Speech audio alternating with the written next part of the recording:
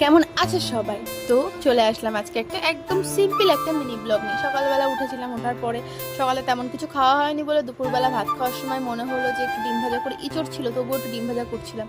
আর তাই তো আমি খাচ্ছি, তোমাদের এতক্ষণে দেখাবো না, আমি দেখাবোই না। তারপরে এই যে চলে আসলাম ঘরে, তারপরে শুয়েছিলাম। এইটা আমার বাবা দিল তেঁতুল জল, আর আমার বাবার হাতের এই তেঁতুল জলটা না ওমাই খেতে লাগে। যদি কোনোদিন পারি তাহলে রেসিপিটা শেয়ার করবো। তা যাই হোক না কেন, তারপরে চলে গেছিলাম পড়াতে।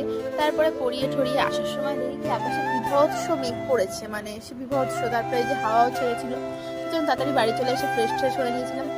তারপরে দেখি রান্নাঘরে গিয়ে দেখি বাবা চিকেন রান্না করছে। আমি বুঝতে পারছিলাম না হট করে কেন চিকেন রান্না হচ্ছে। তারপর বাবার কাছ থেকে 2 পিস চিকেন নিয়ে আসলাম। তারপরে শুনলাম যে হ্যাঁ, বাড়িতে গেস্ট আসছে যার জন্য চিকেন রান্না হচ্ছে। আর বাবা চিকেনটা কিন্তু সবসময় সুন্দরই রান্না করে। তারপরে এই যে খেয়ে আমি একটু তারিফ করছিলাম, তারপরে আমি বসে বসে অপেক্ষা করছিলাম তাদের জন্য। আর কারা আসছে সেটা পরের পার্টে দেখাবো। তো আজকে ভিডিও পর্যন্ত, টাটা।